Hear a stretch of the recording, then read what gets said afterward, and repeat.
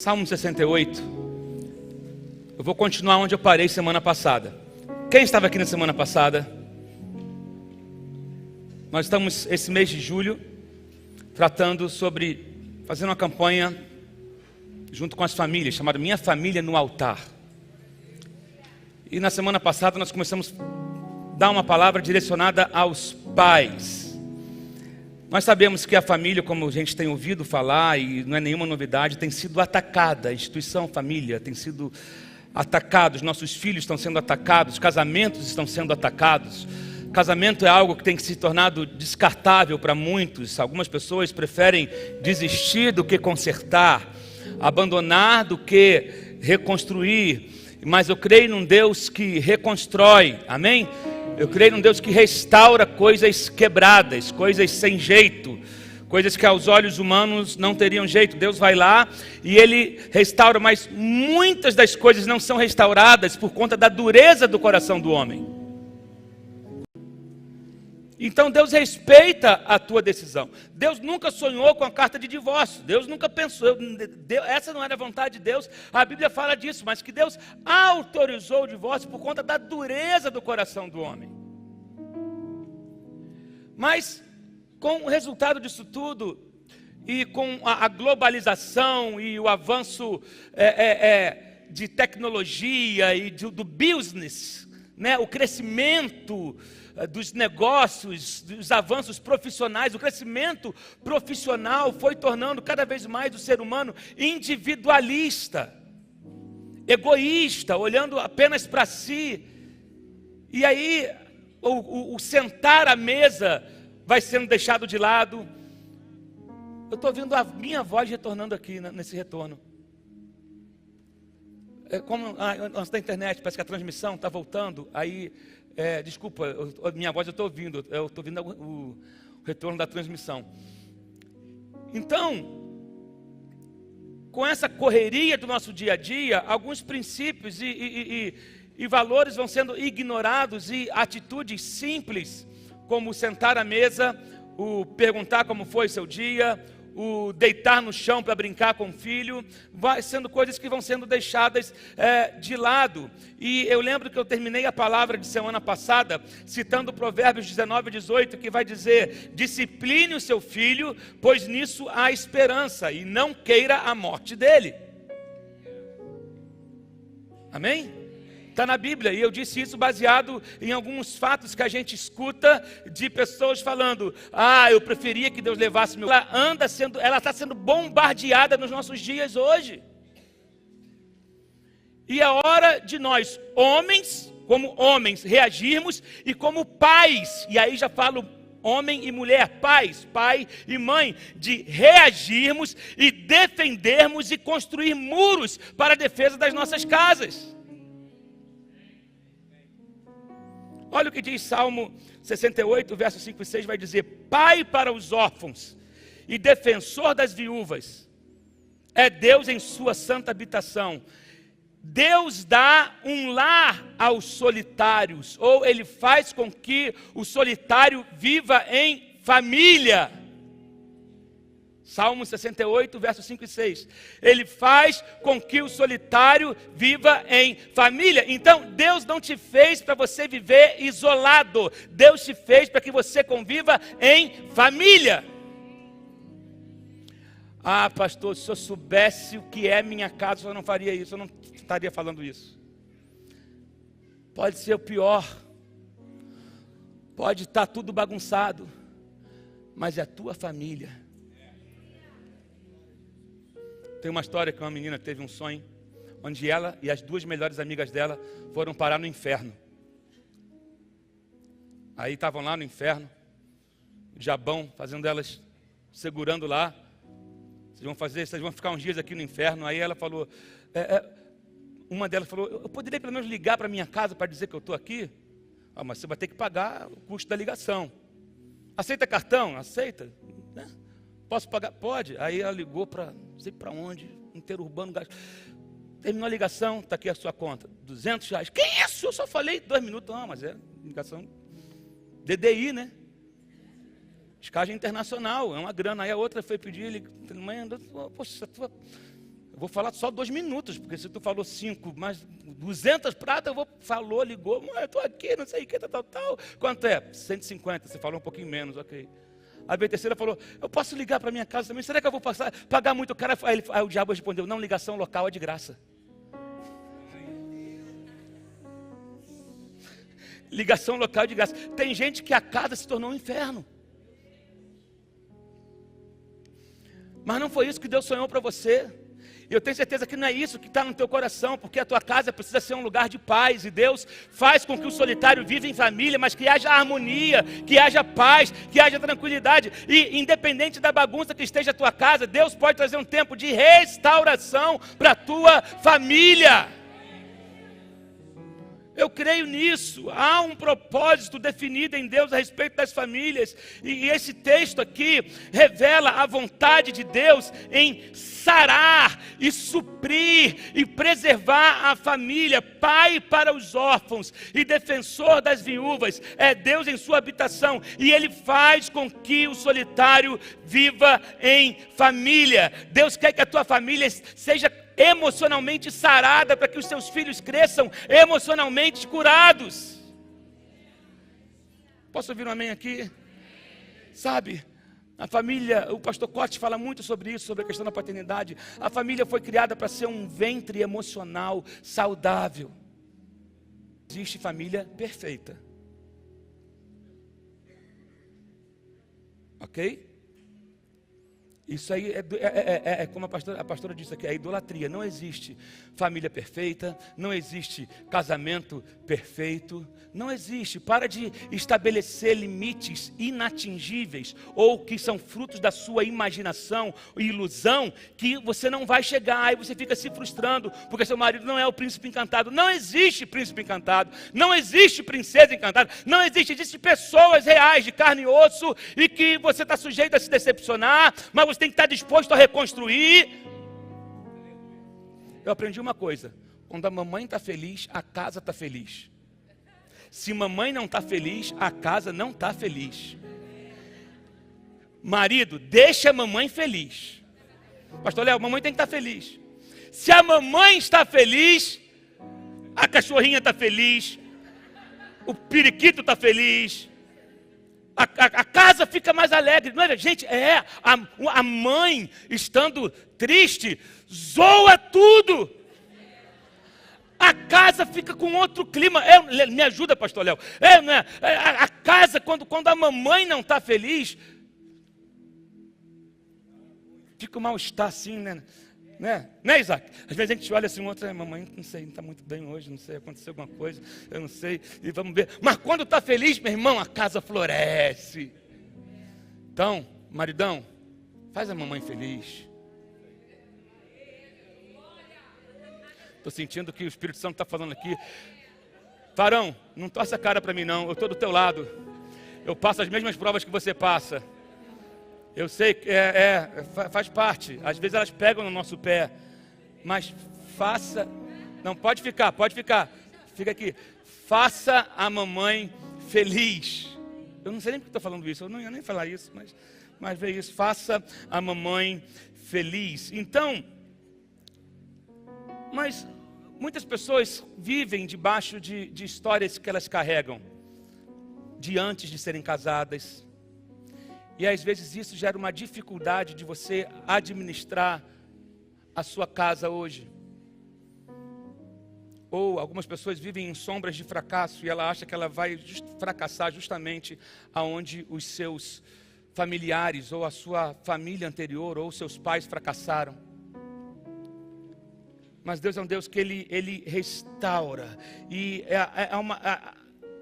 a Bíblia vai dizer em Mateus 26, 31, o seguinte: ferirei o pastor e as ovelhas dispersarão. O diabo quer sempre atingir o cabeça. Ele quer atingir o cabeça. Ele quer atingir a liderança, porque se ele atinge o cabeça, todo o restante é disperso. Se ele atinge o pai, o filho se dispersa, a família se dispersa.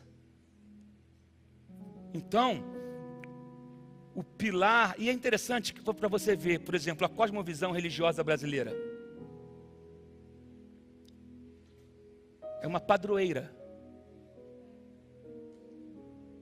O pai não aparece. É uma mãezona com um nenenzinho Jesus desse tamanho no braço. Anula-se a figura paterna. E aí cria-se um intermediário entre o pai e o filho. Botaram uma padroeira no meio. Esse nunca foi o desejo de Deus.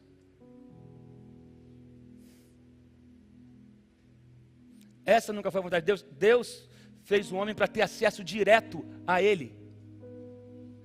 Daí muita gente... Até ver aqui.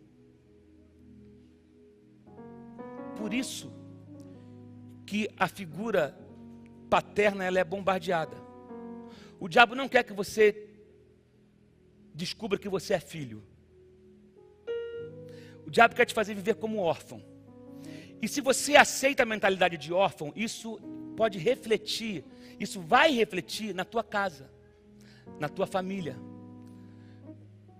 Só que é o seguinte, Deus está trazendo um tempo de cura, principalmente sobre os homens, mulheres também, mas homens, que se sentem desmotivados, se sentem incapazes de defender a sua casa, a sua família, se acham que não estão prontos, que não são aptos.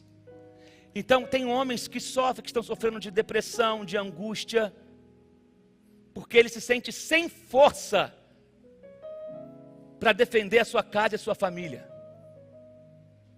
Mas Deus é aquele que chega e fala, olha só, você não é qualquer um. Você representa a minha imagem, você me representa, o homem representa Deus na família. Não escandaliza não. O homem representa Deus na família. E o diabo tem investido pesado contra a paternidade. E nesse salmo que nós lemos, nós vemos Deus falando como pai dos órfãos e juiz das viúvas e restaurador das famílias. Jesus, lembra que eu sempre digo isso, Jesus ele abriu mão de ser o unigênito para se tornar o primogênito. E assim nos incluindo na família dele. E assim ele passou a ter irmãos e irmãs. Porque a vontade de Deus é que nós vivamos em família. Qualquer coisa que pregue contra a família não é de Deus. Qualquer coisa que tente pintar um novo tipo de padrão de família não é de Deus. A família é o que Deus estabeleceu como família e não tem meio termo. A família não saiu de moda, a família não está ultrapassada, ela ainda é o que Deus fez. Oh meu Deus!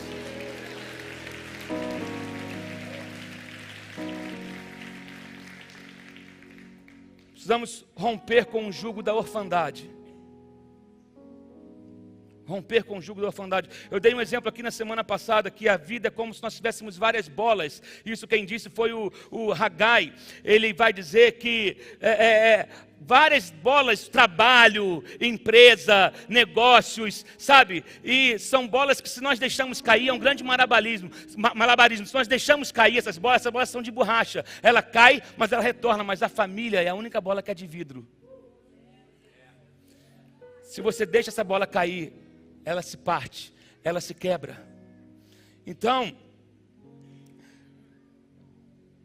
o Antigo Testamento, ele termina dizendo sobre a restauração dos pais aos filhos e dos filhos aos pais. E depois que Deus fala isso através do profeta Malaquias, entre o Antigo Testamento e o Novo Testamento tem um intervalo de 400 anos, onde Deus não falou com o homem. Sabia que o intervalo do Antigo Testamento para o Novo Testamento, 400 anos se passaram? 400 anos Deus ficou em silêncio, mas não significava que ele estava parado. Porque o silêncio de Deus não significa que Deus está parado, Deus está sempre agindo. Mas houve um silêncio, e nós vemos que o que Malaquias diz tem ligação com o que está escrito em Lucas 1, 16 e 17, que diz o seguinte: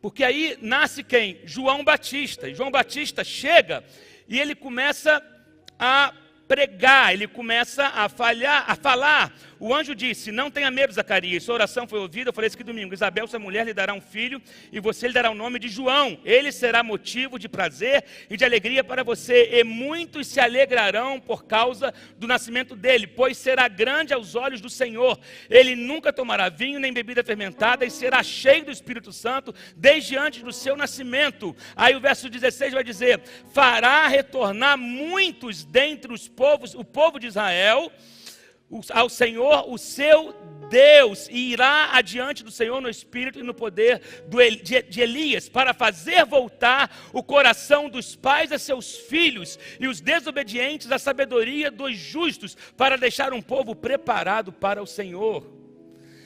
Deus termina no Antigo Testamento falando sobre a restauração de pais e filhos, restauração da família, e quando ele volta a falar, ele volta falando sobre o quê?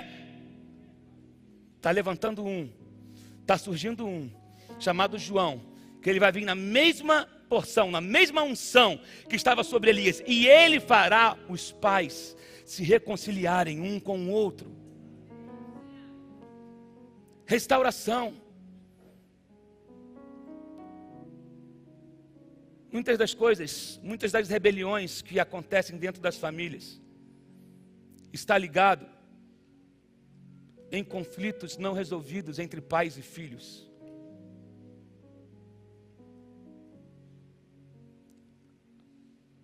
Existem pessoas que não conseguem perdoar os seus pais. Existem filhos que não conseguem perdoar o pai. Existe pai que não consegue perdoar o filho. E isso gera um mal-estar dentro da casa. Existe mulher que não consegue perdoar o marido e vice-versa, marido que não consegue perdoar a esposa, e isso vai gerando um rancor, isso vai gerando um ambiente pesado dentro de casa. A sua casa, ela não é um campo de batalha.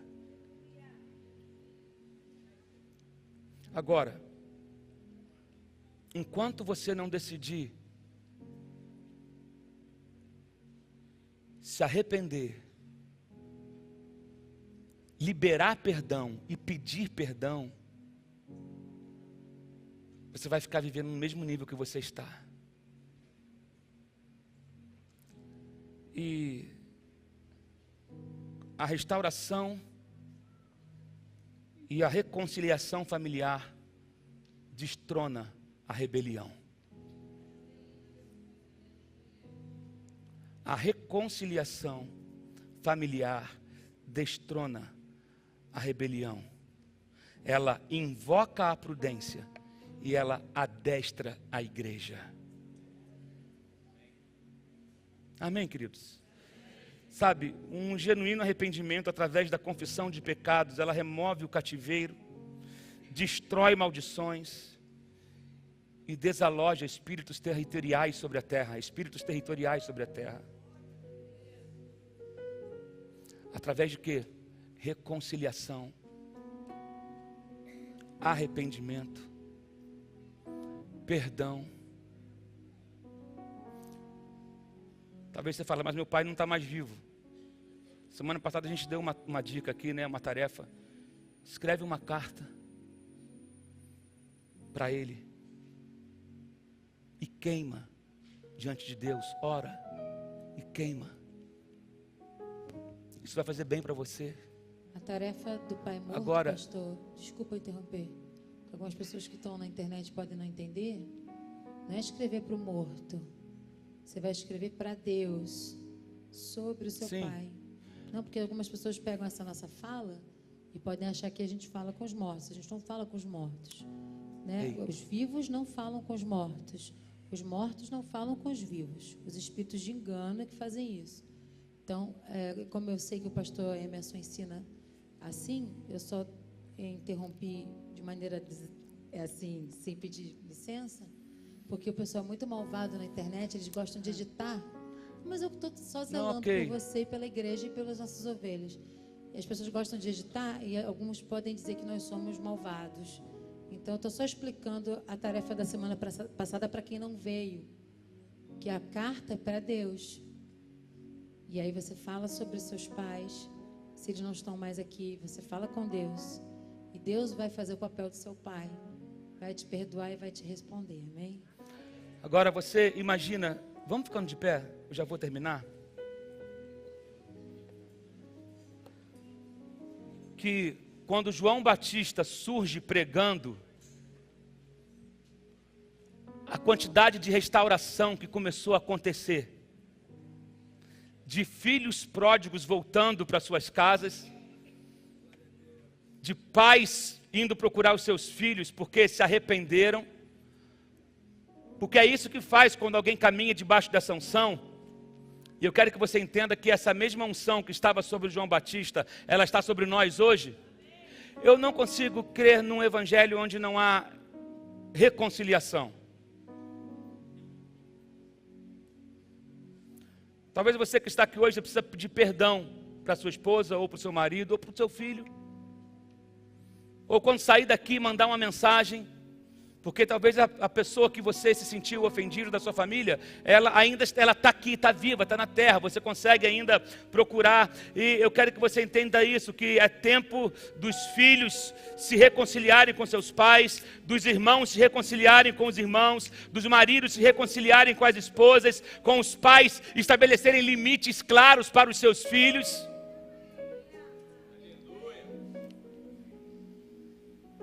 Amém, queridos? Você não está ouvindo nada de novo aqui, mas você está ouvindo o que é verdadeiro, aquilo que a gente crê, sabe? A mensagem do Evangelho, ela exige uma vida de arrependimento, ela exige uma vida de quebrantamento, de entrega, de reconciliação, de liberar perdão. É muito ruim ficar vivendo debaixo de mágoa. É muito ruim ficar vivendo na solidão. Sozinho é uma coisa, solidão é outra.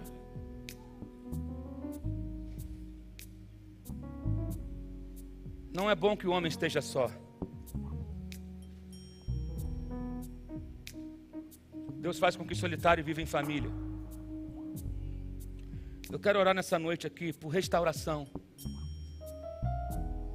de famílias. Eu quero orar por restauração. Eu quero orar, a gente já vai terminar. Orar por restauração. Eu quero orar por aqueles que estavam desacreditados da família. Tem pessoas que não tiveram experiências boas e ela se fechou para relacionamento. Ela se tornou um ateu do ser humano. Eu creio em Deus, mas não creio no homem. Não acredito, não quero, sabe? Mas no fundo, você sofre com isso.